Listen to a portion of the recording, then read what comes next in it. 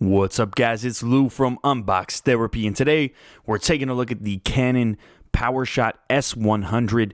This is a point-and-shoot camera with some very professional features, especially for something so slim, so small.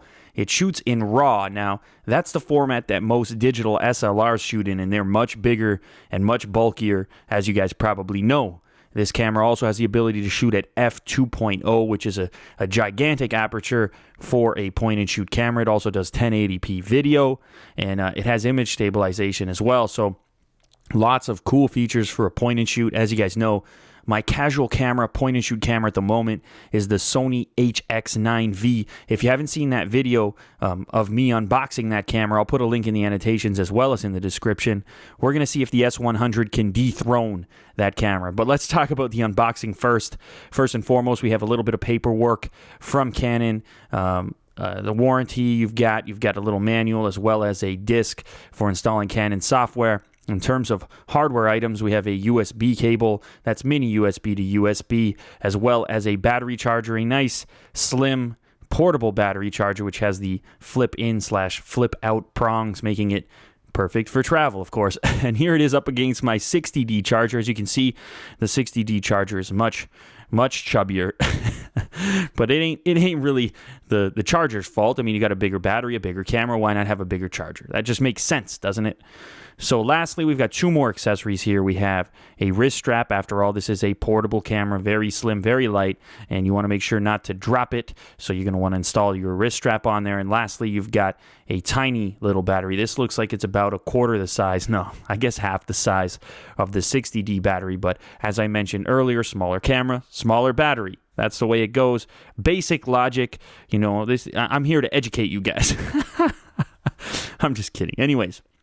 Here is the camera. This is the main attraction. The first thing you see me playing with here is this jog wheel on the front. Now, you can program that wheel to do a number of different things. By default, it's for zooming. As you can see here, here's some of the features: that f2 lens, image stabilization, high-speed burst, RAW, GPS, and 24mm wide-angle lens. Really awesome specs. There's that jog wheel I mentioned earlier. You can set it for shutter speed, f-stop, or like I said, the default is set to zoom. You've also got a nice little grip on the right-hand side, but it is a small camera, guys. Like, you have to get used to it, especially if you're coming from a digital SLR like I am. This thing feels really puny in my hands. I suppose that's a positive thing for most people, but in my case, I'm going to have to get used to it. You got your on and off button on the top side, as well as a dedicated zoom button. Your shutter button, of course. You've got your your jog wheel that controls the different camera modes. And then on the back, you've got a dedicated record button for movie mode. You can see the microphone is in a strange spot as well for video. Good if you're the one talking facing out, but maybe a little bit tough as far as picking up audio out in front where the action is. You've also got HDMI on the side, and you've got an AV connector there as well, and digital out. On the bottom, you can see this baby is still made in Japan, believe it or not. You've also got your tripod mount close to the center, which is good.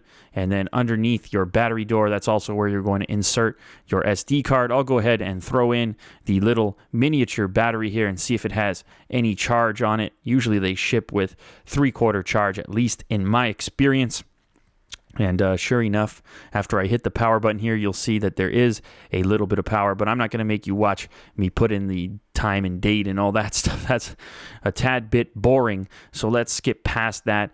Here's a better look at what the lens looks like once it's extended, and you can obviously see it's got the 5x zoom with image stabilization. You can also see the lens specifications on the front there. The entire body has a matte finish black, which I'm a big fan of. There's no fingerprints here, that's for sure.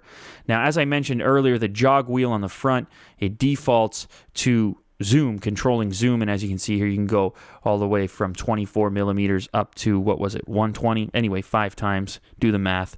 I don't want to do it. So here you can see just how that lens reacts to this method of input, kind of like a pro camera. So a really cool camera all around. We'll have to see how it stacks up against the HX9V, which is, as you can see here, is quite a bit fatter. They both got GPS as well. The HX9V is bigger because it has much greater zoom. It can do 16 times zoom instead of 5. but it does not have an f2 lens. So you know the S100 is going to be much better in low light just because the lens is going to give you a lot more versatility. So anyways, I'll stack these two cameras up against each other at CES for both photos and video, and then you guys can decide for yourself which is better, either all around or for you.